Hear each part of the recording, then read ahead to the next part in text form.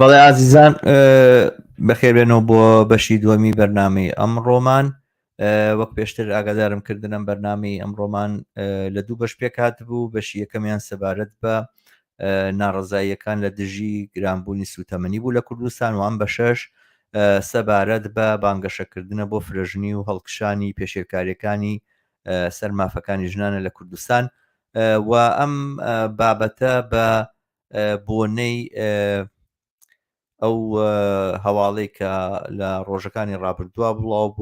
بووە بە باسێکی گەرم لەسەر سۆشیال میدیاوی زەواجی چوارەم جاری یاخود چوارەمین ژنی عەلی باپیر سەرۆکی کۆمەڵی دادگەری یاخود کۆمەڵی ئیسلامی کە ناوەکەی گۆڕی بە دادگەری چەند ماوەیەک لەمەوبەر. و بە بۆنەی ئەوەوە ئەم باسە لە سۆشیال میدیایە لە لانی جۆر بە جۆرەوە قسە و باسی لەسەر کرا. و ئەمڕۆ من و هیوا ژەمانەوێت لەم بابەتەوە باری سەرنجی خۆمان پێشکەش بکەین. بەڵام سەرەتا پێم وابێ هیوا لەم بابەتەوە ئامادەترە لە من. ئەو وتارێکی نووسیوە و پێم هەبێ وتارێکی درێژتریشی بەدەستەوە سەبارەت بەمە. پێم خۆشە هیوا تۆ باسەکەی خۆت پێشکەشکەی بە دواتر منیش بە سەرنج و بڵین پرسیارەکانم یاخۆت کۆمنتەکانم بەشداریەکەم. فەرموو. جارێشتر سڵاو لە بینەران، سڵاو لە تۆ شەما. ئەس دەکەم دەنگم دەنگەداتەوە وایە؟ ئەلو بەڵێ شەما لەسە دەنگ باشە وایە لای تۆ؟ بەڵێ زۆر باشە فەرموو. لە ڕاستیدا یعنی بابەتی ینی مەسلەی هێنانی ژنێکی تر لەلایەن فیگەرێکی ئیسلامی سیاسی لە کوردستانە بالفعل ناڕەزایەتی زۆری لێکەوتەوە. من لە هەوڵەدەم تەلخیسی ئەو تێگەیشتنی خۆم لە ڕاستیە ئەگەر کاتم بدەیت بە تەلخیسی بە پوختی باسی بکەم. لەوە دەست پێ ئەەکەم چەند ساڵێکە لە هەرێمی کوردستان هەڵمەتیشی شێوەی هەڕەمی لەسەرەوە بە بۆنەی هەڵمەتێکی 16 ڕۆژەی بەرەنگاربوونەوەی تونوتیژی دژ بە ژنان بەڕێوە دەچێت.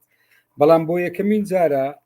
لە سەرەتای هەفتەی ڕابردووە تا بە ئێستاش هەڵمەتێکی ناڕێکخرا و خۆڕستی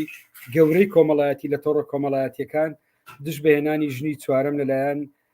ئەم فیگەرە ئیسلامی کە جەنابەت باست کرد دروست بووە، کە لە جەوهەردا لە ڕاستی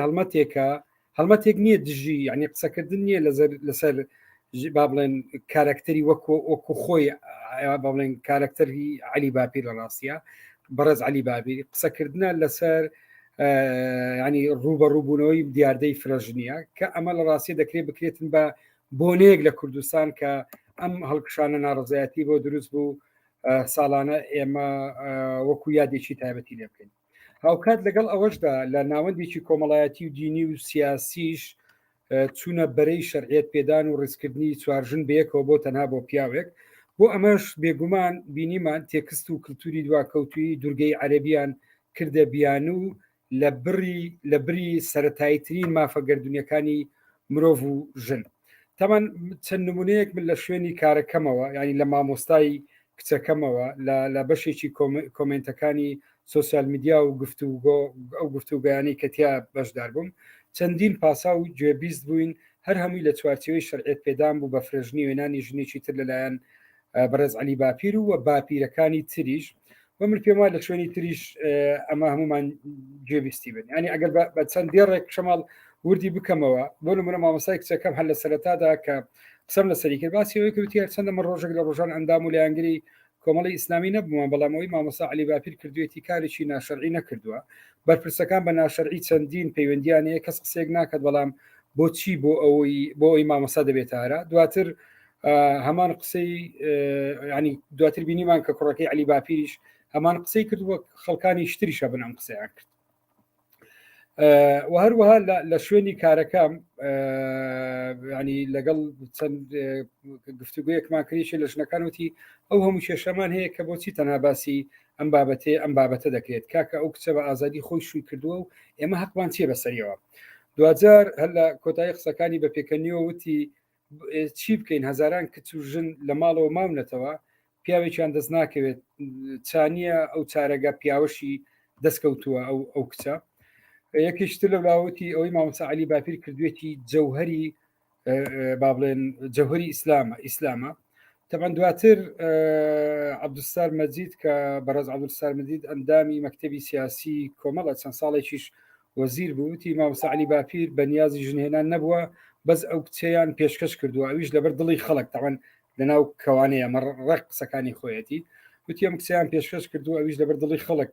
ناچار بۆ بیکاتە چوارەمین ژن لێرەدا من لەسەر ئەمانە دەکەمە یعنی با بڵێن دەواازەیەک بۆ چونە ناو بابەتەکە تەوان لاگەن لە پاساوی یەکەمەوە تەماشا بکەین شەرع و ڕەچەتە دینیەکان دەکرێتە بنەمایەکی نەگۆڕ بۆ لێدان لە جەوهەر و سەرەتایی ترین با بڵێن بنەماکانی مافی مرۆڤ لەم تێگەیشتن و تەفسیرە دینەدا ینی مرۆڤ خراوەتە دەرەوەی چەقەکە ناوەندەکە لە بڕی ئەوە دەقێکی ئاینی دەچێتە جێگاکە و دەبێتە چەق جارێکی تر بە دیوێکی ترە جارێکی تر گەڕانەوەی بۆ وێنەیەک لە وێناکانی عەقڵەتی دەوڵەتی خلافەی ئیسلامی کە یەکێک لە نمونونەکان ئێمە خۆمان تا بە ئێستاش ئێمە لێکەوتەکانی دەبینین تا بە ئێستاش حزورێکی گەورەیە لە کۆمەلگای ئێمە نمونونەکەی کە داعش بوو لە دۆخێکە کۆمەلگاکەمان تەبەن ئەمە ئەم تێگەیشتنە ئەم وەزع لە دۆخێکە کە کۆمەلگاکەمان لە سایی دەسەڵاتی ئۆلیگاریشی دارایی هیچی بەسەر هیچەوە نەماوە ئەوەی پێی دەوترێت سەرەتایی ترین بنەماکانی ژیانێکی سیکولار و دیموکراسی و دادپەروەری کۆمەڵایەتی تیایدا بنیاد نەدراوە لە ماوەی ئەم 30 ساڵە زیاتر بۆیە لێرەدا کلێنێکی گەورە هەیە بۆ دروستبوونی عەقڵەتێکی توندڕەوی دینی و بەهێزبوونی ئیسلامی سیاسی ئیخوانی سەلەفی طبعا بەپێی هەندی لەو توێژیناوانی کە لە ناوەندە سۆسیۆلۆژیەکان دەکرێت دەوترێت لە کوردستان بەهۆی ئەم گاپە گەورەیەی خەڵک و لەگە دەسەڵاتەتی بەهۆی ئەم پراوێزخستنە هەموو بنەماکانی دروستبوونی فکری توندڕەوی لە کوردستان هەموو ئەم گەڵایانە هەموو ئەم بنەمایانە ئامادەیە ئەگەر سەری بەشی دووەمی قسەکانی ینی هەر ئەو مامۆستایە بکەین کاتێک دەڵێت بەرپرسان چەندین پەیوەندیان لە دەروی هاوسەرەکانیان هەیە بۆ کەس قسە ناکات بەڵام بۆ ئەوەی مامۆستا عەلی باپیر دەبێتە بابەت طبعا ئەگەر دیقەت بدەین و تەرکیز بکەین لەلایەک ئەمە وەک بەشێک لە ئابروچوونی زۆرینەی سەرانی حکومڕان باز دەکا ئەم کەسەوە خەڵکیش باسیەکە کاتێک کە پێگەکەیان بۆ غەریزەی کەسی ئیستیغلال دەکەن بەڵام بەراوردکردنی بەهێنانی ژنی چوارەمی ڤیگەرێکی ئیسلامی سیاسی من پێم وایە هەڵەکە لێرەیە ئەمە بۆ خۆی هەڵەیەکی کوشندەیە بۆچی پرسیارەکە ئەوەیە لە ڕاستی ئەوەی لە ناو بەرپرسان و خەڵکی تریش بدات بەنهێنیە و کەس ناتوانێت باشکرا بیکات چونکە لە ئاستی کۆمەڵایەتی و ئەخلاقی و بنەمای ئەوەی پێ دەوترێت پەیوەندی نێوان هاوسەران ئەمە تاوانە و جۆرێکە لە لادان و دەبێت ئەوەش بزانی زۆر جار لە نێوان هەردوو ڕەگەزەوە ئەمە ئەنجام دەدرێت بەڵام هەمووی بە شێوازێکی طبعا نهێنی دەکرێت و کەس نیە بتوانێت شەرعیەتی دینی یان کۆمەڵایەتی یان یاسایی یان مۆڕاڵی هەتا دوایی پێبدات لێرەدا پرسیارێک ینی بە ئاواڵەیی جێدەهێڵدرێت لە ڕاستیە ئەگەر ئەم لادانی هەندێک لە بەرپرسان ئەوەندە ناشرینە لەکن ئیسلامی سیاسی بۆچی دەبێتە نمونەیەکی باشی چاولێکەری بەڵام لە فۆرمێکی جیاوازتردا دیاوازی ئەوەی ئەو فیگەرە ئیسلامیەت دەیکات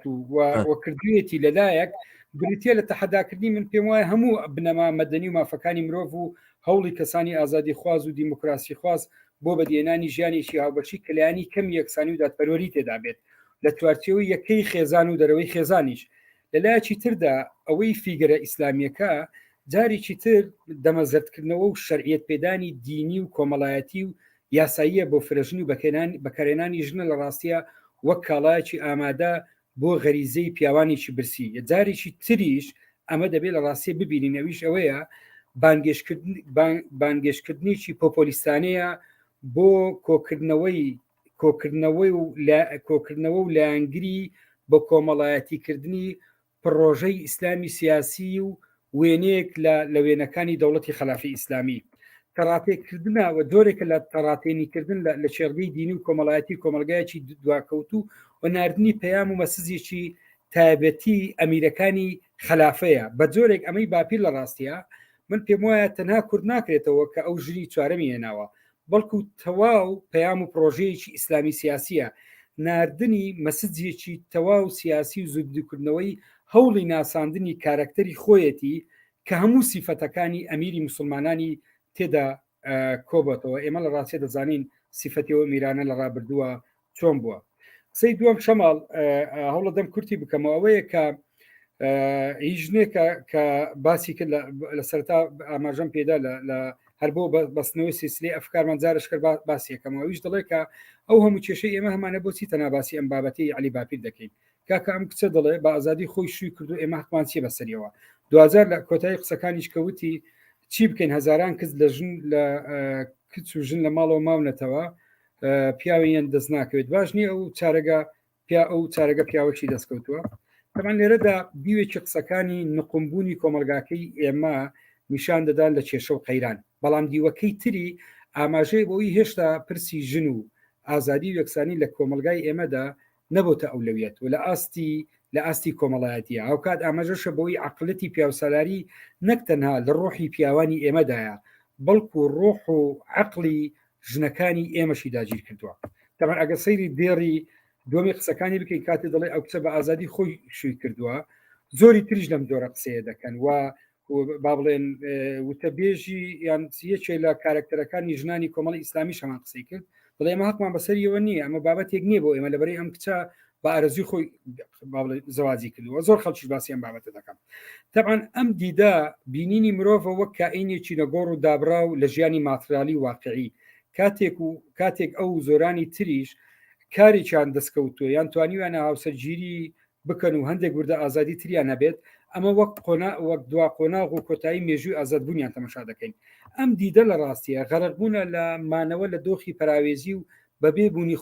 خود ئاگایی لە کاتێکە ژن ئەمڕۆ لە ژینگەیەکی تەواو پیاوسالاری و خێڵەکی سەرماداری دەژیت. ئەم ژینگەیە نەک ژنی چوارەمی بەڕێز علی باپیر تێدا ئازاد نیە تا بڕیاری ئازاد بدات بەڵکو تەواوی ژنانی کوردستان کەم تا زۆر محکومون بەم ژینگەیە ژینگەیەک تێدا ژن هێشتا پەراوێزخراوە لە ئاستی کەسێتی وەک خۆت و لە ئاستی ئابووری و کلتوری و سیاسی و یاسایی و تا دوایی ئەو تێگەیشتنە لەبارەی ئازادیەوە و لەبارەی ژنی چوارەمی ئەو فیگەرە ئیسلامیە و هەموو ئەوانەشی کە هاوسەرگیری دەکەن و قبوڵیانە پیاوەکانیان ژنێکی تری هەبێت یان بستنە ژێرباری فرەژنیەوە من پێم وایە تەواو تێگەیشتێکی زۆر ڕووکەش و سەتحیە نەک ئەو خانمە بەڵکو هەمومان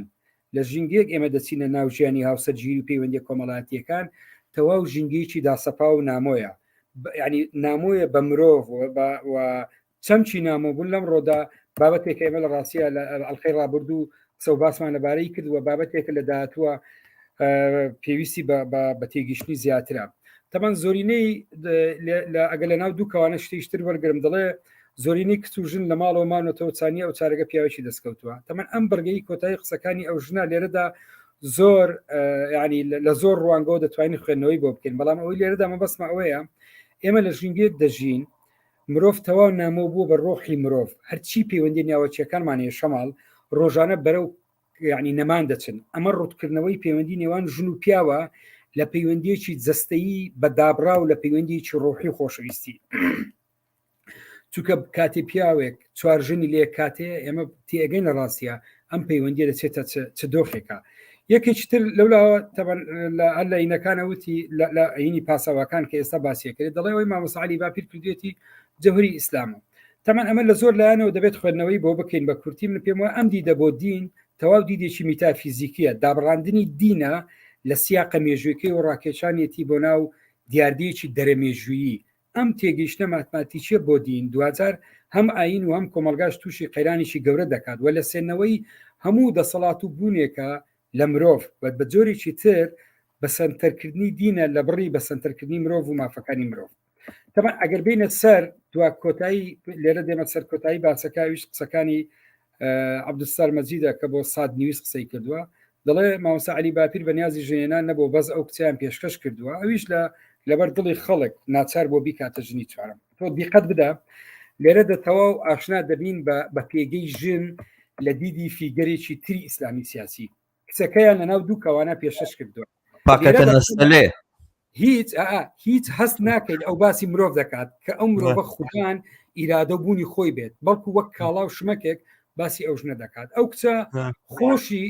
کچە خۆشی خۆی پێشکەش ناکات لێرەدا چونکە ئەو مافەشی نییە بەڵکو سەودای پێدەکرێت لە نێوان سەوداکەرانی پیاوە.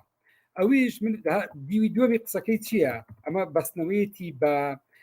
بەداریش دروستکردنی با بڵێن ڕۆڵ و دروستکردنی کاریزمایەک ئەوی پێی دەوترێ ئەمیر لەبەر دڵی خەڵک ناچارەوە بیکاتە ژنی چوارەم سیرکە جاریشتر مەسەجیشتری پۆپۆلیسی ئیسلامی دەنێریت بۆ هەوادارانی پێیان دەڵێت ئەوە غەریزە و عقلەتی پیاوسەلاری جەنابی ئەمیر نییە کە بڕیاری ژیانی هاوبەشی هێنانی ژنێکی تر دەدات بەڵکو ئەوەش لەبەر خاتی خەڵکە و خەڵکو ئەوەیە ئەوە من پێم وایە تەنیا دابشکردنی ڕۆڵە بۆ جێڕانەوەی ڕۆڵە تەواو نەکراوەکەی ئەمیری مسلمانان. چەند سەرقەڵەمێکی تر بە کورتی باسەکەم لە 2 دقیقە شەماڵ.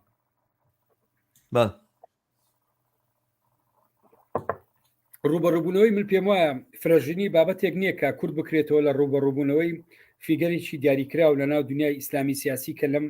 کە لە ڕاستیدا من لێرەدا مەبەستم ئیسلامیەکانی ژنی هەمویان وەکو یەک هێزی نەگۆڕ یەک جەوهەر ببین بەڵکو ئەمە پرسێکە تەواو گرێدراوە بە پرسی سیاسی و ئابووری و کۆمەڵایەتی کولتوری کۆمەلگاکەی ئێمە پرسێکە لە هەناوی شوناسی ڕۆڵی دەوڵەت و میکانزمەکانی پەیوەندیەکانی بەرەمێنان و پرس و پێگەی ئەلمانیەت و یەکسانی و دادپەروەری و پرسی تەغیری ئیجتیماعی و سیاسیدایە ئەگەر تێبینیمان کرد بێت زۆرینەی ئەو ژنانەی قوبوڵی فرەژنی دەکەن لەگەڵ 1 یان 2 یان 3 ژنی تر بێکەوە بۆ یەک پیاو چێن ئەم ژنانە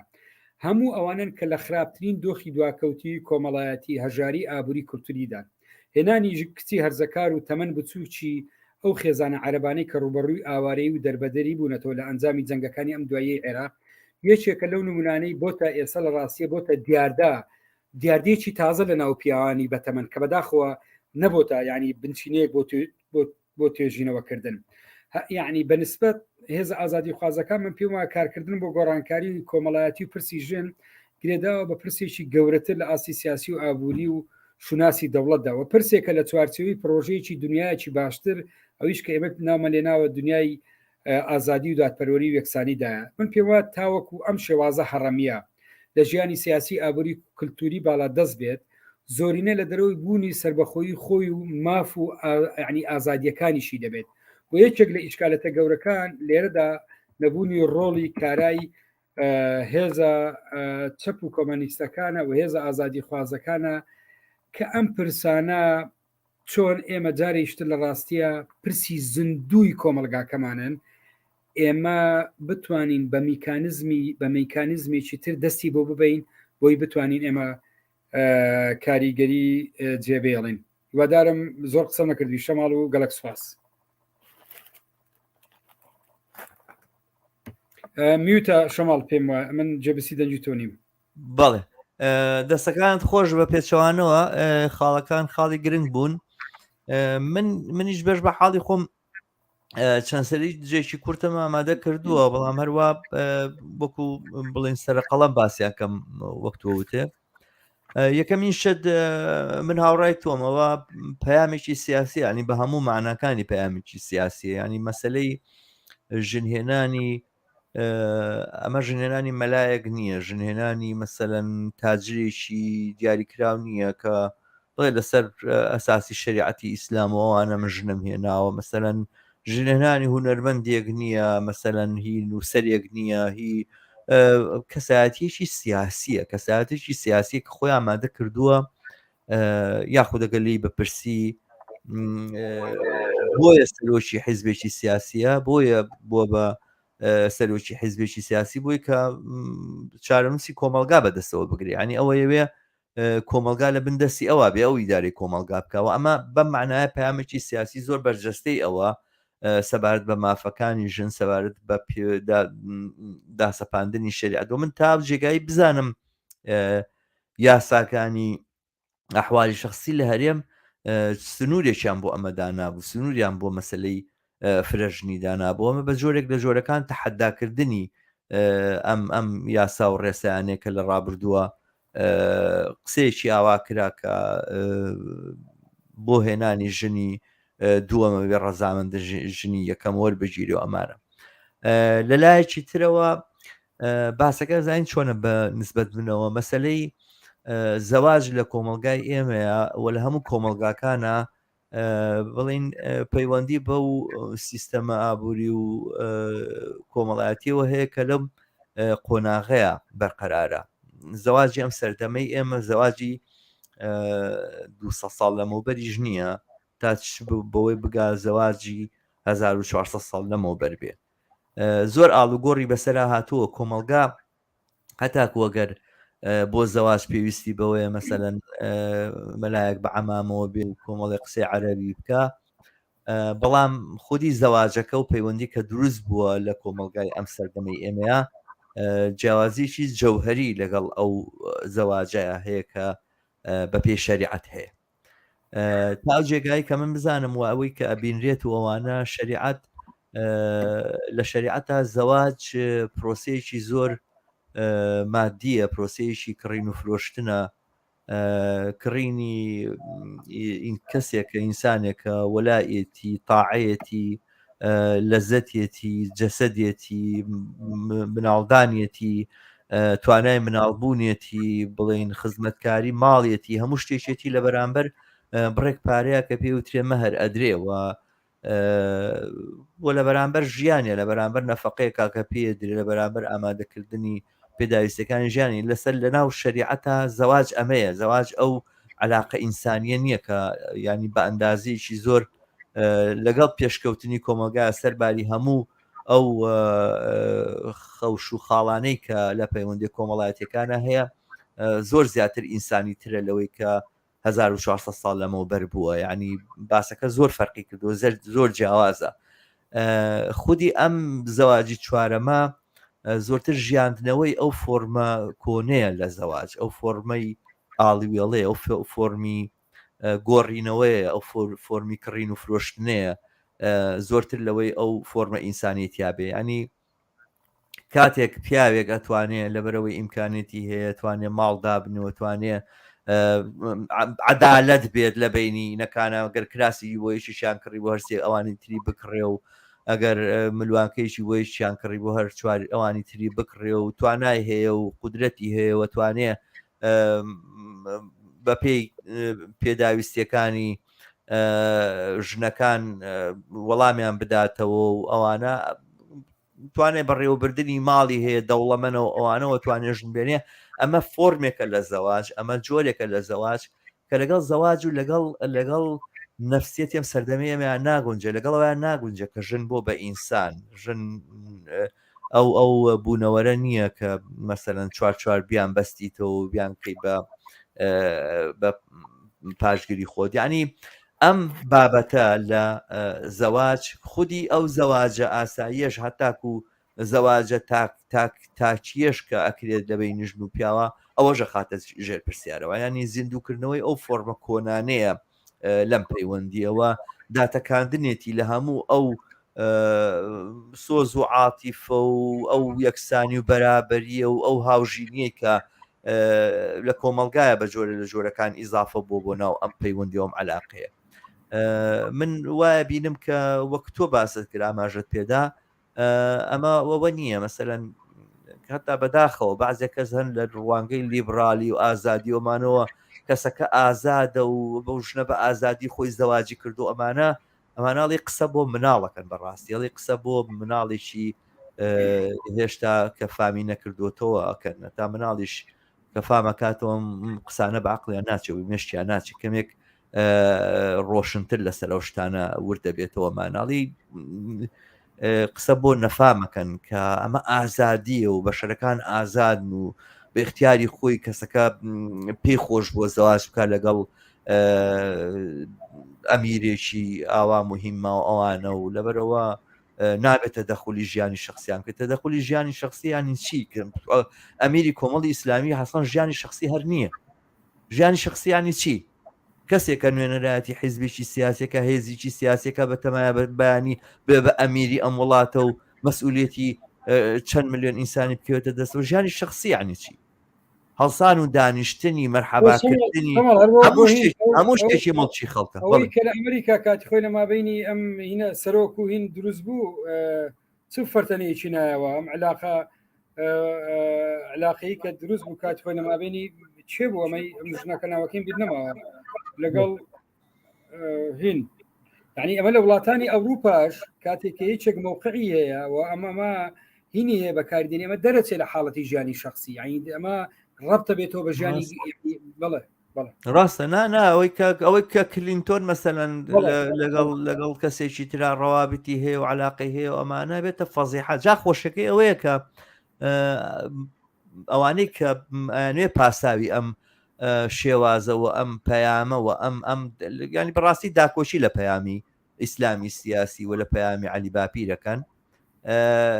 ئەوانەی کە ئاواکەن باسەکەن ئەی بۆ لە ئەوروپا لە بەدزیەوە نازانم چیانی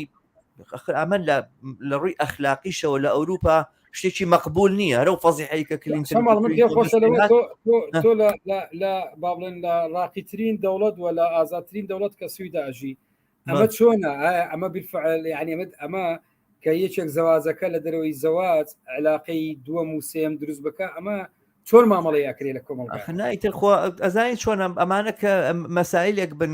مەسەلەن زەواجی مەفتوح هەیە خەڵکان مەسەلەن پێکەوەڵێ نێمە پێکەوە ئەژین مناڵمان هەیە پێکەوە و لە یەک ماڵاینەوەوانە بەڵام هەر کەسە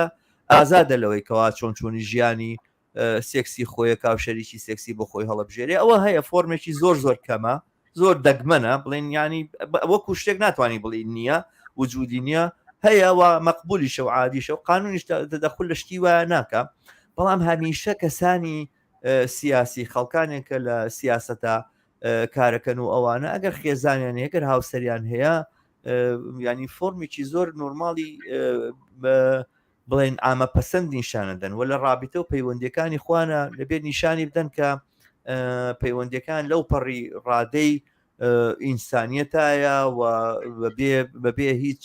ئیجبار و بەبێ هیچ بڵین خیانەت و بەبێ هیچ درۆ دەلەسە و بەبێ هیچ فرتوفێڵێک ئەچێتە پێشەوە ئەمە فەرزە لە سەریان ئەمە نیشان بدەن ئەگەر بیانەوێ مەسەلەن مەقبول بن لەلایەن کۆمەڵگاوە ئەو تێڕوانینە بەو جۆرەکە لەسەر ئەوروپایەوانە تێڕوانینێکی زۆر بڵین زۆر ناڕۆشن و زۆر بڵین بە ئەنقەست شێوێنراوە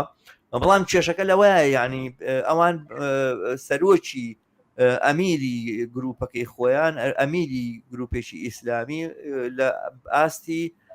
بڵین دزێوترین هەڵسوکەوتا دانێن کە لە ئەوروپایە هەیە و بەو پێیانێ پاسایی بدەن وەڵامی منەداتەوە یەک دقا من ئەگەر ئەم کۆمنتەدا بنێم ئەڵێ زیندوکردنەوە خۆ فۆرمە نەمردووە ئارام واڵێ فۆرمی زەواجی ئیسلامی ئەڵێ من پێم وانە مردبێ بەڵام زۆر کاڵ بوو بۆەوە لە ڕابردووە لە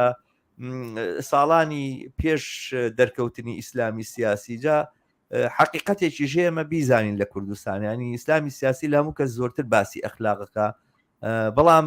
بە جۆرێکە لە کوردستانە لەو ڕۆژەوە ئیسلامی سیاسی دەرکەوتووە ئەو شتانێک ئەوان پێیان ئەخلاقەوانە زۆر خراپتر بۆ خراپتری بەسەر هاتووە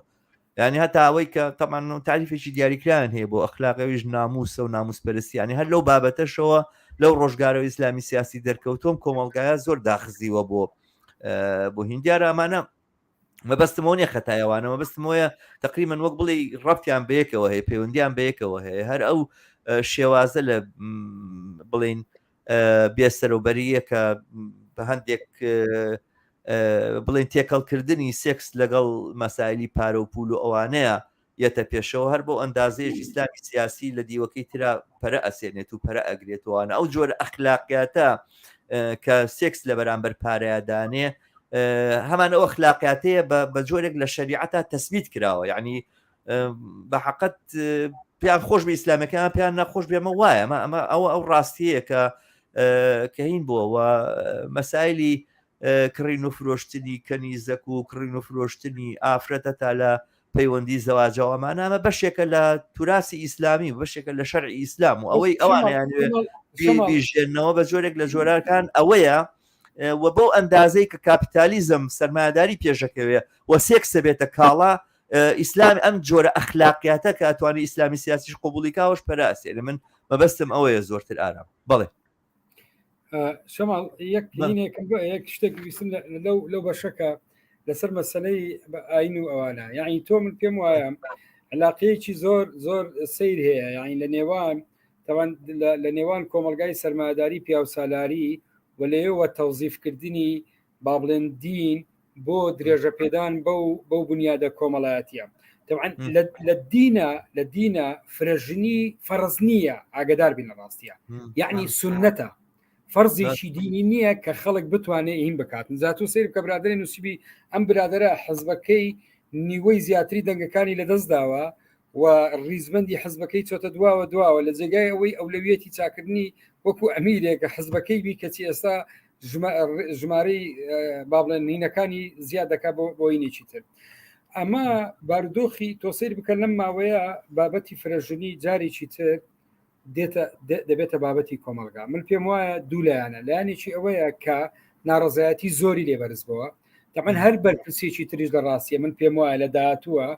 کە بیەوێ هیم بکە ژنی دووەم و سێم بینی ڕوبەڕووی ئەم ناڕزایەتی دەبیتەوە. بەڵام ئەوەی ئەم فیگرە ئیسلامی لە ڕاستیە کردی ئەمە زیاتر پرۆژەیەکی ئیسلامی سیاسیە. ئەوەی حزبە باڵن حکومڕانەکان دەیکان یان بەرپرسەکانی ئەوان لە ڕاستیە پەیوەندی بەوەیەکە لە ڕێگای با بڵێن دەسەڵاتەوە زۆرینەی دەوڵەمەند بۆ پارەی بەدەستەوەیە و ئیتر ینی پەیوەندی بە حاڵەتە غەریزەکەوێ کەمتر پرۆژەیەکی سیاسی دینیان دێزار دەیەوێت بەنیێنیش بیکاتن لە ڕاستی. بەڵام ئەوەی ئێستا لە کوردستانە دەگوزارێ سیر بکە بەپی داتاکان بە تایبەتی لەم ماوەیە مەسلەی بەرزبوونەوەی ڕێژەی خۆکوشتن خۆسووتاندن پێشەلکاریەکانی سەرمافی ژن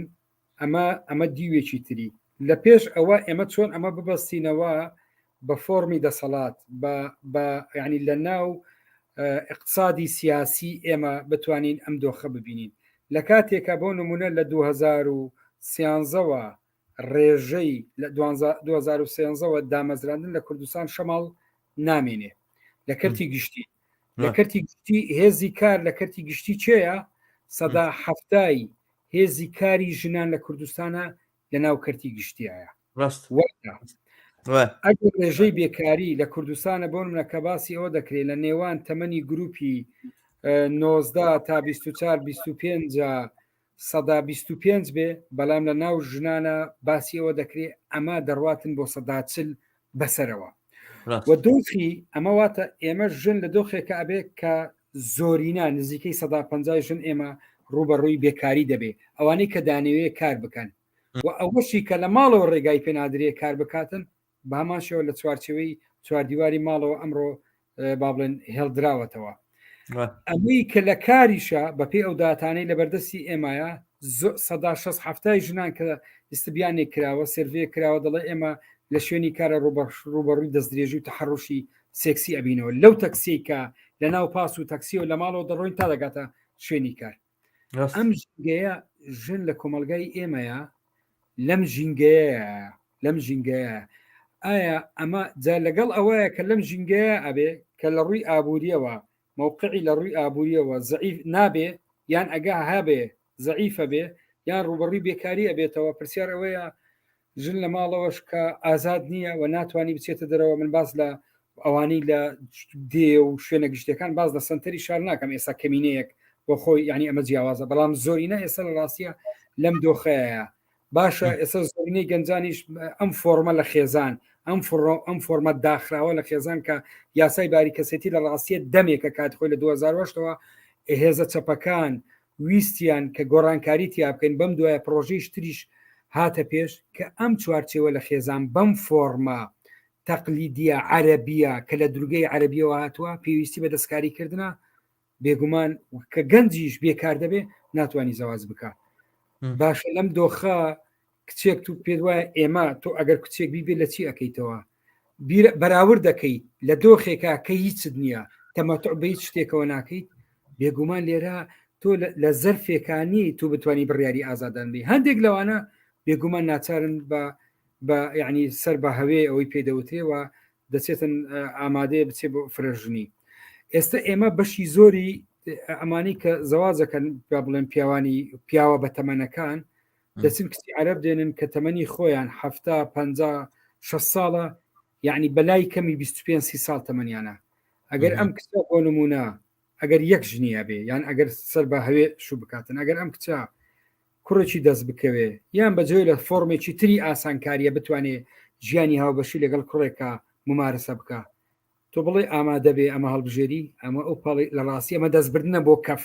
کاتێ ئەگەزانی کا غەرقە بێ بەشێک لەوە ئەمە ئەکە لە ڕاستیە زۆری نەشی ئێستا ئامادە نییە ئەم فۆرمە لە ژیانی هاوسەری با بڵێن تەبەنی بکاتن بۆیە لێرەدا دەچینە سەربەشی دوام ئێمە لە چ هەڵومەرجێکی من باشە هیوا بەر لە بچینە بەشی دوم هەر کەمێک لەو کۆمنتانە بخوێنینەوە کە لێرە دانراون هاوڕیانە کۆمیشار نووسیوە پارتی ژینگەی کوردستان نووسێتی فرەژنی لە یاسای سویدا ڕێگەی پێنادرێ هەر کەس هاوسەرگیری بکات دەبێت پێشتر بیسەرمێنە کە ئێستا سەڵتن پێی دەگوترێت ئەلمومانە عن الزەواج یعنی ئەمە بەپێی یاساکانی سوید دیارە گلەی و گازندەی ئیسلامیەکان لەسەر تعدد زەوجات نییە زان لە ئەوروپا مەمنوعە ئەڵێن کەسانی گوایە مەسئولی حیزبی سەربارەوەی کە ژنیان هەیە دۆستیشیان هەیە شتێکی قانونینی و بڵێن ئاسایی نییە ینی ئەگەر ئاشکرا بێشتیوا بێ بە فەزیحەت بەڵام دیارە ئەوەی کە لە ئەوروپا فەزیحەتە لە شریعەتی هێزە ئیسلامیەکانە بڵێن چییە فەزیلەتە فەزیلەتە هەوەی لێرە فەزیحەتە لێ فەزیلەتە بەهەرحاڵ ئەمە حەقیقەتی ئەو ئیسلامەیە ئەم هێزە ئیسلامیانە بانگەشەی بۆکەن ئەڵێ عیماد عەلی حەبەی شوبات و نەوشیروان ئیسلامی سیاسی خستە نێو ساحەی سیاسی و دەسەڵات لە مردنی نەوشیروانی مەلا عەلی نامنرا پیاوە مەردەکە بەرحاڵ من وان نازانم حەبەی شوبات ڕۆڵی هەبوو بێلەوەیە پێش حەبەی شوباتی ئیسلامی سیاسی باڵی شێشا بوو بەسەر کوردستانەوە لەو سەردەمەوە کە ئیخوانەکان بێوەژنانیانەدا و هەتیوانیانەدا بە مەرجی باڵاپۆشی لەو کاتەوە ئەم جوڵانەوەی سەری هەڵداوە بە پشتیوانی یەکێتی و پارتیش بوونەک بە پشتیوانی جوڵانەوەیکی ناڕزایی لە دژ یەکێتی و پارتی من وایە بینم شەماڵ ئەڵێت شەماڵ عادل سەلیمە هەر بۆ زانیاری لە وڵاتێکی پێشکەوتی وەک دانیمارک لە سا 52 ژنان دووچاری جێچەڵی سێکسی لە شوێنی کارکردن لە دەرەوەی ماڵ دەبنەوە هەروەها لە سا 29,000 ئافرەت دووچاری توندوتیژی لەلایەن هاوسەرەکانیان دەبنەوە هەر بەهۆی ئەوەشەوە چەندین هێڵی گەرم دانراوە ئاگادارکردنەوە پەیوەندیدار لە هەر حاڵەتێکدا توندوتیژی کە ژنان دووچاری دەبنەوە ئەڵێ ئەمە ڕاستە هاوڕە شەماڵ ئەمە ڕاستە بەڵام ئەم توندوتیژەیە کە لێرە بە گێچەڵی سێکسی ناوە برێ تاوان بە خەڵکەوە بزانێت کە لە کوردستانە قسەکردن لە بەرامبەر ئافرەتێکە بە نیازی توانجی سێکسی بە جێچەڵی سێکسی حساب بکرێ لە ئەوروپای ئەمە ئەبێتە تاوان ینی وای لێدە جاری وا هەیە نیە دنیا تاریکە لێرە هیوە ئەکەویتە ناو مووقفی پاسێکەوە ئەوانە سێرەکەی کچێکی تایە بەفری ژەبارە لە دەرەوە جاری وایە من بۆ خۆم شخصی ناوێنە بچمەوێ ئەمە کچە بەس بقیژێنێ و پۆلیس بێتەوەوانە تاقۆ و شەرحەکەیت و ئەوانە ئابڕوو دەچێت بەرەوەی قانونەکان ئەمەنە توندوتیژن ئەمەنە ئینن ئینسان هەتا ئەترسێ جاری وا هەیە کە مەسەلەن بە تەنیا بێت لە جێگەیەکە ئافرەتێکی لێبێ ئەی لە جاتیوی ئافرەتەکە بترسێ بەڕاستی پیاوە ترسێ لێرە ئەمە حەقیقەتی ئەوروپایە جا دیارە شەماڵیش لەم بابەتەوە ئەزانێ کە تعریفی جێچەڵی سێکسی لێرە ئەوە نییە دەست بۆ بردن نییە دەست بۆ بردن فۆرمێکە لە فۆرمەکانی جێچەڵی سێکسی جێچەڵی سێکسی هەموو شتێکەگرێتەوە تقریبا بەرحاڵ ئەو کۆمنتە دەڵێ مارکس دووش نییە بە تەنەیەکێکیان تەنیا چەند جینی فەرمیوە لە یەک ماڵیشدا ژیاوانە کوڕەکەشی لە دووەم بووە کە ئەندلس کردە ناوی خۆیەوە بە شێوەیەک ئەویش فرێژنیە ڕاستە ئەمە زواز بەگشتی فاشرێ لە زۆری فەرمائینی و کولتوری یاسایەکان ئالتەرناتیڤی سۆسیالیستەکەشی ناڕوونە من هینێکەمێ شەماڵ لە ڕاستیە لەسەر ئەوە یعنی هەندێک جار من با بڵێن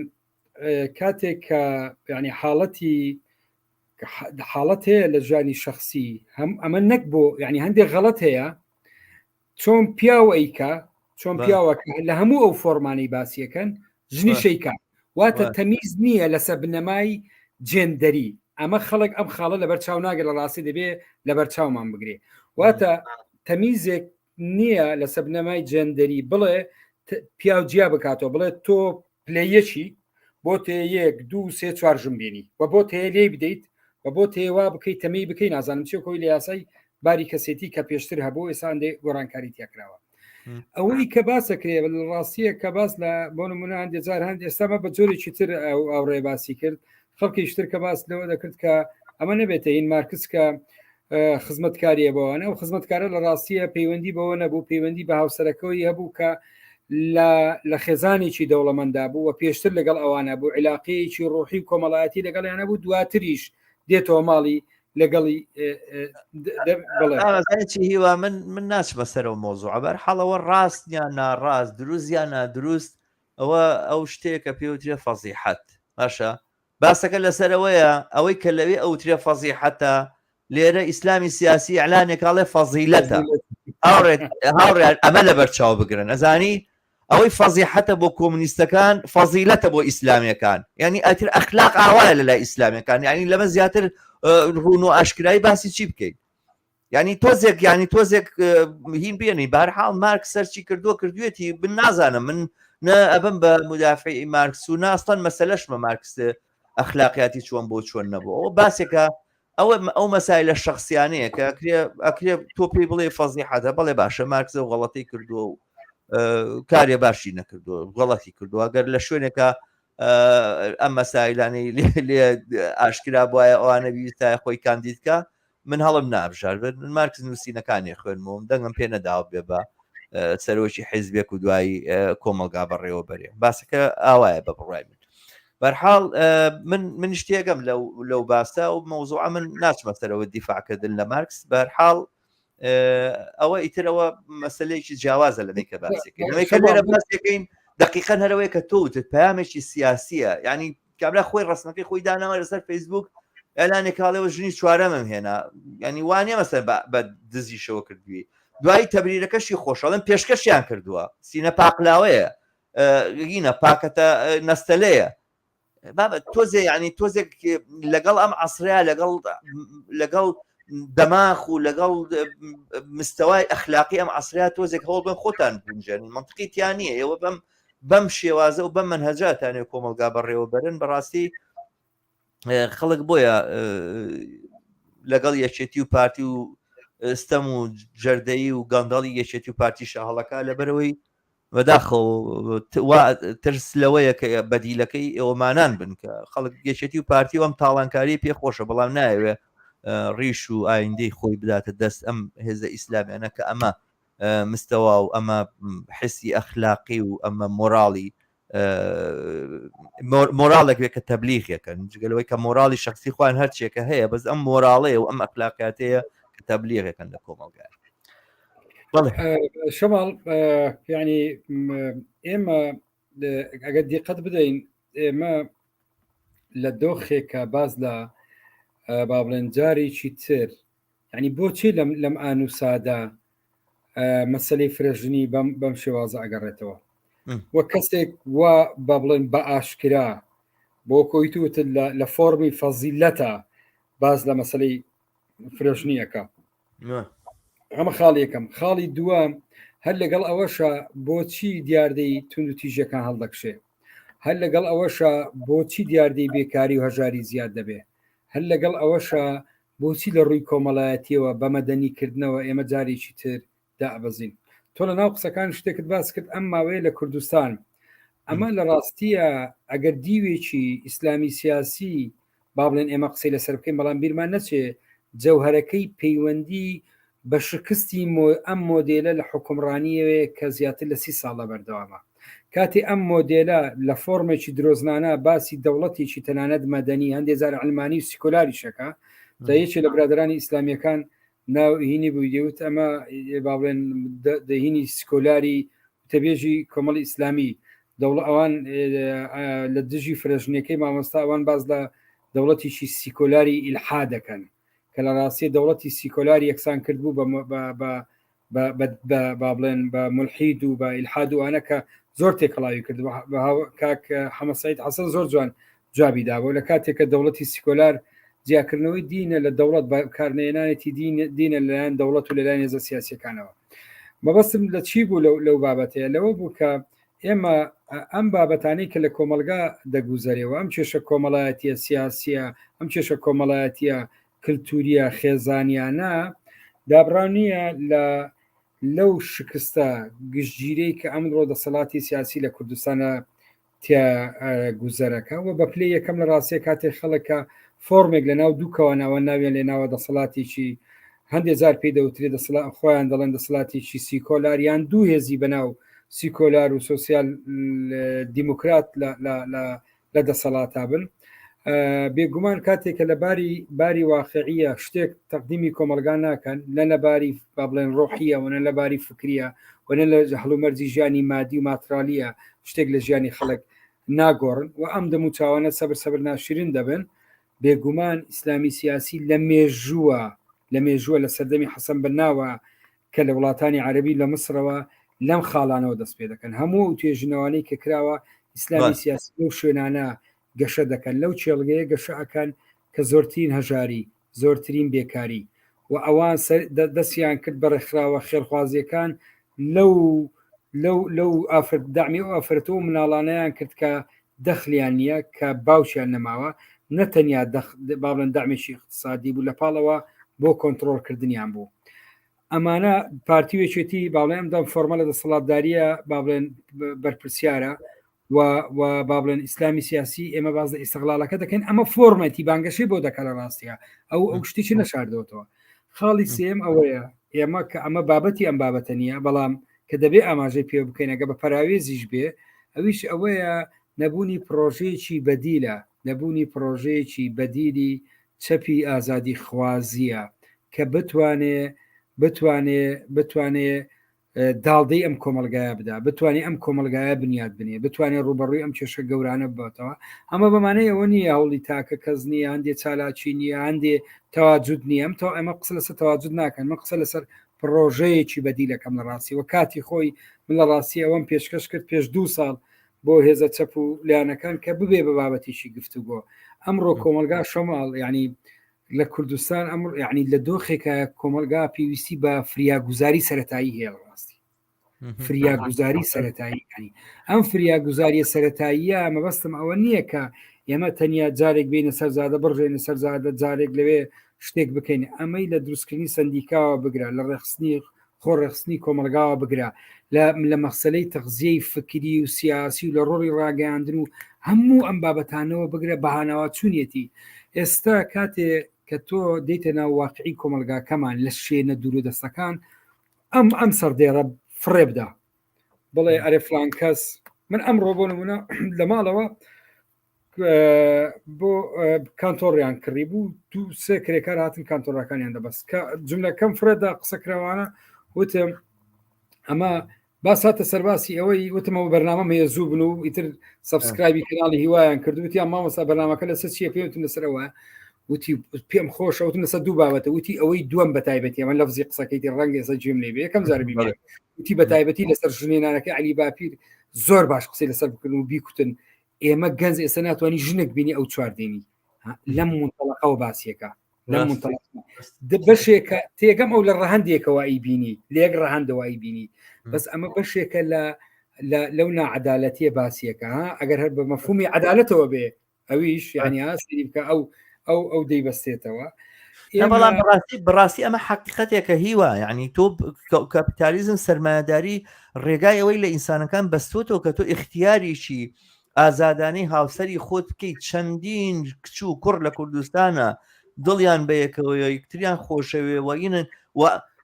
کێشەیەک لەوانەیە کە لە بەردەمیانە هەیە کێشەکە هەر ئەخلاقی هەرەوە نییە دابوونەریتی کۆمەلگاوانە نایڵێ بەیەکەوە بن ئەساسن ئیمکانێتیان نیە بەیەکەوە بژین تۆ لە مەسەلەی سێکسوانە گەڕێ بیخەرە ئەو لاوە پەیوەندی سێکسەکە بەڵام خودی پێکەوە ژیانی کچ و کوڕێک پێکەوە ژیان دروستکردنی خێزان بۆ خۆی لە خۆیان مەسەلەیەکی مهمە گرنگە خۆ باسەکە هەر تێرکردنی ئارەزوی سێکسی نییە و هەر ئەم لایەنە ئەم لایەنەشی مهمە ئینسان پێویستی بەوەی هاوسەرێکی هەبێ پێویستی هەبێ ماڵێکی هەبێ پێویستی بەوەیە خانەوادەیەکی لە دەور بێ بەرحاڵە گەرێمە لە ڕۆژگارێکا بژیان کە مڵکاتی تایبەتی نەما ئەمە بە هەر وەڵامیش بێ بۆ کاگارام کەم وا دیارێمە کەمێک بە هەڵە من ئینەکەی تێگەیشتم دیارە تۆش ئەو باسێکی ئاواکە ئەڵێ من هینە ئەڵێ مەبەستمەوەی زەواز کێشەیە وەلتەرناتیوی سوسیالیستی زەواز چییە تاکەژنی بەڕاستی کەلتورێکی بۆژوازی لە فۆرمی ئاین و لە فۆرمی مڵکداریدا تاکژنیش هەروایە وەکو فرەژنی ئەوڵێ من لەوانێت تێیدی ئەمە بکەم بەڵام باسەکە لەسەر تاکژنی و فرەژنی لانیکە فەرقەکەی ئەوەیە کە تاکژنی تۆ هاوسەرێکت هەیە لەگەڵ کەسێکە پێکەوە دوو کەسن پێکەوە ئەژی نەتوانن یەکسان بن پیاوێک لەگەڵ چوار ژنابژی ناتوانن یەکسان بن آخر هیچ شتێک نایەن کا بە یەکسانم دوانە بەیەکەوە ینی پیاوێک بەرامبەر بە چوار ژنەی تر پیاوێک بە ئەندازی چوارن قدرەتی هەیە دەسەڵاتی هەیە ناتوانین یەکسانی لێرەیە هەبێ لە بینی لە پەیوەندێکی لەم بابەتەیە ئەوەی تریان ئیمکانی من نازانم ڕۆژە لە ڕۆژان زەواجی سۆشیالیستی چی لێ دێ ئەوانە بەڵام ئازادتر یەکسانتر بەرابەرتر دوورتر لە تونند و تیژی دوورتر لە ئیستیغلالکردن دوورتر لە مەسلحەت و پارە و مادیات و ئەوانە فۆرمی خێزان دروستکردن ئەگەر دوورتر بێ لەمانە و نزیکتر بێ لە جۆرێک هاوژیانی پێکەوە هاوسەنگی لەم پەیوەندیە ئەمە باشترە لەو کەلتورەکە پێی وایە ژن ئەتوانیت چوار تۆ بیان بەستیتەوە بە عەقدێکەوە و هەموو ژیانی سێکسی و هەموو ژیانی بڵین کەسایەتیان مڵکی تۆ بێ ئەمە ئیترەوە کەلتورێکی کۆن و ئینە لەگەڵ کەلیمێشانیم هیوا باسی عەرەبیت کردووەمانە بە بڕای من هەر عەرەبی نییە یعنی ئەوە مەسەلەن تۆگەر لە چینیشا مەسەلەن پیاوی وایان هەبووە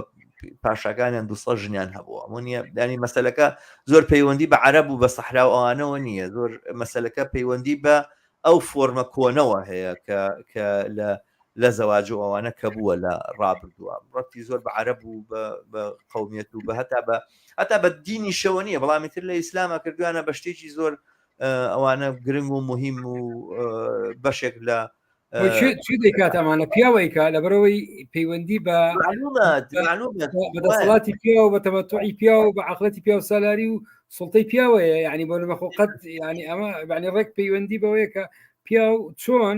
احتیکاری دەسەڵات دەکا با بڵێن ئەمڕۆ لە ناوەندەکانی بڕێر احتیکاری دینی شەکە و بەکاری دێنی بۆ خۆی و هەندێک تەفسیری دینی هەیە لە ڕاستیە ئێستا ڕەتی ئەوە دەکاتەوە کە ئەسڵەن لە ئیسلامە فرەژنی هەبێ زۆر توێژنەوەی تازەتر ئێستا لە قایرە و ناوەندە زانستەکان بازۆ دەکەن ئەسڵەن بۆ منە لە چەک و پێچەوانە لە ئیسلامە بوونی نیەوە تەفسیلێکی غەڵەتی بۆ کراوە بەشێکی زۆر لە تێگەیشتنەکان پێیان وایە ئیشکالێتەکە لە تێکز نیە ئیشکالێتەکە لە دروستبوونی بارودۆخێکی ماتریالیە کە تەفسیلی تایبەتی بەرهەم دێنێ لە دینە تەفسیلی تایبەتی بەرهەم دێنێ لە دینە و ئەمە پێشەوەی پەیوەندی بە دینەوە بێ پەیوەندی بە باردۆخی بە مادی کۆمەلگاوەیە و بێگومان بەدیدە فرۆیدەکە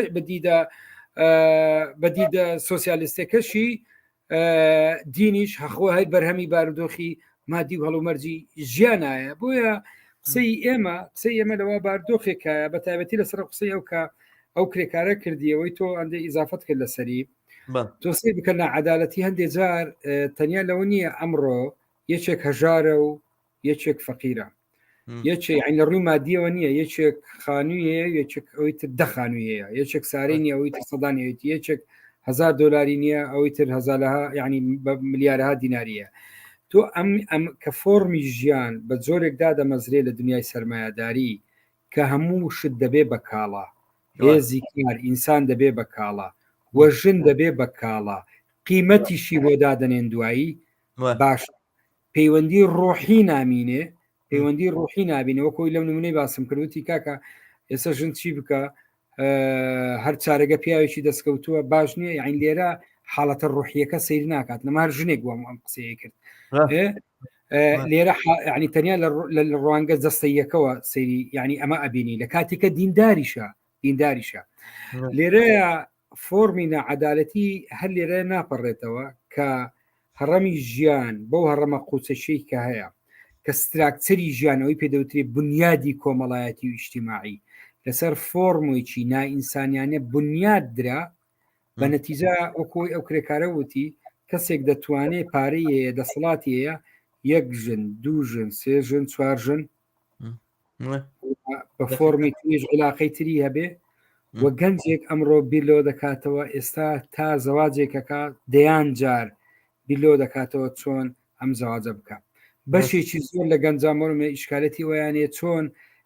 لە عقدی زەواجە بیرلۆ بکەنەوە ئایا ئەم کچە گەیشتوتە ئەم وشیاریە کە بۆ نمونە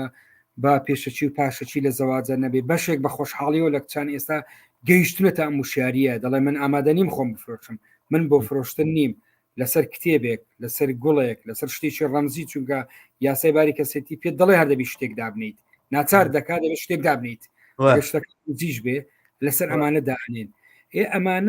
ئەمانە ئێستا بە تایبەتی بەم دواییە لەسەر مەسلەی بێکاری هۆژاری و قەیراین دابووری چەندین توێژینەوە کرا لە کوردستان بۆ نمونە هەڵکشانی دیاردەی جیابنەوە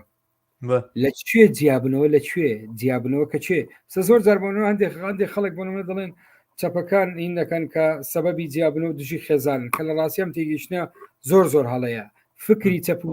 سۆسیالیستی دژی فۆرمێکی تایبەتی بەیەکەوە ژیانە دژی بەیەکەوە ژیان نییە بە هیچ جۆرێک لە ڕاستی ئەوی من تێگەیشتم هەموو ئەو تەجروبەیەکیە ئەو فۆرمێکی ئازادتر کە ئیرادەی ئینسان سنتەر بێ دروستەکە بۆ زەواج کە ئەم پەیوەندیە ڕۆحیە ئینسانیە باڵایەتیایە بێ نەک دژی بە کاڵاکردنە ئەو ڕێگریکردنە لە کاڵاکەی لە ڕاستیە ئێستا هەموو توێژنەوەی باسەکەن کە بەوەی قەیران و هەڵکشانی نەعەدالەتی کۆمەڵایەتی باڵێن خێزان هەڵدەوەشێنێتەوە ئەمە چێ خێزان هەڵدەوەشێنێتەوە ئەمە چێن ئەمە هێزانە نین کە بانگەشەی تێکەڵاوکردنی دین و سیاست بێکەوە دەکەن ئەمە چ کوردستان خێزاندا دەوەیان ئەسڵەن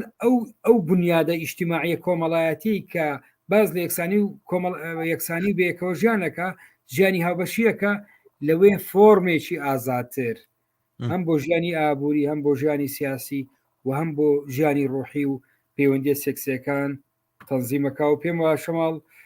بەرەو کۆتایی ئەڕوا کاتژمێرەکە قسە زۆر باشە دەست خۆش بە ئەم دواتر ئەم کۆمنتە هەیە لێرەیە کە من نازانم کۆمنتی ئەیماد عەلی بەرحاڵ لێرە عەرزەکەین ئیسلامیەکان نەریتێکە لە پێغەمبەرەکانەوە بەیان ماوەتەوە پەیڕەوی دەکەن تەنانەت غەزەواتی ئیسلامی کە خۆیان نایە ناو فتوحاتی ئیسلامی بۆ بەسەرکەوتوو بۆ وڵاتیان داگیر کرد سەربازەکانیان ئازاد بوون کە پیاوان کوژن و ژنەکان و کچەکانیان وەک کەنیزەک بۆ خۆیان بێنن بەرحاڵ ئەو نەریتە پێشەوەی هی پێغەمبەر بێ کە نازانم معلوم نییە ئەم نەریتە هی چێ بووە وان بەرحاڵ تقریبەن هەموو دینەکانوان ئەو باسەش لەسەر کوشتنی پیاوان و بردننی کچەکانیان ئەوە لە کتابی مقدەسی مەسیحیەکانیشا هەیە گەر کەسێک پێخۆش بێت وانەمایەتەکەی پێ نیشان بم کە گەر دەستان کەوت ئاوا لە دوژمنەکانتان بکەن پیاوانەکانیان پژن و ژنەکانیان بەرنەوە لە کتابی مقدەسی مەسیحی و یەهودیەکانە هەیە یانی شتێکی زۆر تایبەت نییە بە ئیسلامەوەوانە بە بڕای من باستەکەش لەسەر پێغەمبەر نییە معلوم نییە پێغەمبەر ئەم هەموو ژنەی هێناوە تەنها یەکێکی باکیرە بۆ بۆچی ئەگەر ئەو ئاوا مەسەلەن پیاوێکی هەوازباز بوو بۆچی بەرحاڵ ئەوە زانم ئەم تێڕوانی نەچینە ناو ئەوینانە بەڵام زای چۆنە من بە مشکلەکە وەیە گەر لە دەواازە و لە دیدگای ئیسلامیەکانی ئەم سەردەمەوە پێغەمبەر بناسی ئەو پێغەمبەری ئەوان باسێکن لە هەر گەڕەکێکا مەزبەتەی لێکەن دەریەکەن چونکە زۆر ئینەکەن نموزەجێکی زۆر زێوی پێغەمبەرەکەیان نیشانەدەن کە من وا نازانم بڕوا ناکەم کەسێک بیەوێ جوڵانەوەیەکی سیاسی بەرحاڵ ئیسلام جوڵانێکی سیاسی بۆ بیدایەت پێش بخاتەوە ئەوانە ئەو جۆرە مۆراڵی هەبێت کە ئیسلامیەکان تەبلیغێکە گوایە محەممەدی پێغەمبەریان هەی بووە بەرحاڵ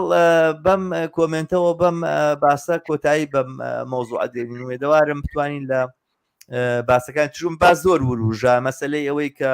مانەوەی ژنان و کچانێکی زۆر بەبێ زەواج مەسلەی ئەم نابەرابەریەی کە لە کۆمەلگایە تا لە پێکهێنان و دروستکردنی خێزانە دروست بۆ هەمومانە باسی زۆر گرنگ و مهمی کۆمەڵایەتین کە بێت لە ڕوانگەی جۆرا و جۆرەوە بەڕاستی تاوتێ بکرێن و قسەیان لەسەر بکرێەوە ڕێگە چاریان بۆ بدورەزێرێتەوە بەشێک بن لەو تێمانەی کە خەبات لە دەوریان ئەتوانێ بژێستی ینی خەبات لە پێناوی مافەکانی ژنانە بە دەر نییە لە خەبات لە پێناوی دۆخێکە کە مافەکانی تیا پارێزراو بێکەوەش دیارە لە دۆخێکی دروستتر و ئینسانی ترا ممکنە بێ بەرحاڵ دەست خۆش هیوە باسێکی باشە ئامادەکردبوو گفتوگویەکمان کرد پێما بێ سوودی گەیاندالانی کەم توانیمان باری سەرنجی خۆمان بە بینەرانمان بگەێنین. بینەران و ئازیزان تا بەرنمەیەکی تر و یەک دیتنەوەیکی تر بۆ باسێکی تر بە شادی و کامەرانیتان شەماڵ دەستی تۆش خۆش من یەکشت بڵێم هەموو ئەو با بڵێن خەڵکی هاوڕێ و با بڵێن هەڵسوراوی ئازادی خواز و با بڵێن نووسەر و چەپ و خەڵکی باش لە کۆمنتەکان مشارەکەیان کرد سوپاسیەک بێچانەکەم و من هەر هاوڕەیەک لەسەر هەر بابەتێک کە پەیوەندی بە ژیانی کۆمەڵایەتی هەیە دەیەوێت لەگەڵمان مشارەکە بکاتن لە ڕاستی ئێمە بانگشتیانەکەین. ئەمە وەکو پێشترش باسمان کردو ئەمە کەناڵێکە کە کراوەیە ئێمە هەفتانە باس و گفتوگۆی ئەم شێوازانمانەیە و ڕەنگە بە فۆرمی جیاواز بۆیە دوور لەو حاڵەتی ئێمە من تەلەفۆن بۆ فلان بکەم یان شەماڵ بۆ فلان بکە لە ڕاستیە هەر هاوڕێک پێشتر کە شتێکیە پێشتر بینێرێ و ئێمە بەرنامەی بۆ ڕێکە خەین چی لەگەڵ ئێمە بوو چ بە تەنیا بوو چی ویستی بێکەوە بیکەین لەسەر و بابەتانە بۆ گفتوگۆکردن. شەماڵ دەستی تۆش خۆش و جارێش سپاس بۆ بینەران و هیوادارم هەموو لایەک هەوڵی زیاتر بدەین بۆ سەبسکرایبکردنی کەناڵیوە. زۆر بەخشە دەست خۆش. ئازیزان و خۆشەویستان دووبارە بە شادی و کامەرانیتان ئەسپێرم تا یەکتر دیتنەوەیشی تر و بەرنامەیەکی تر هەر شاد.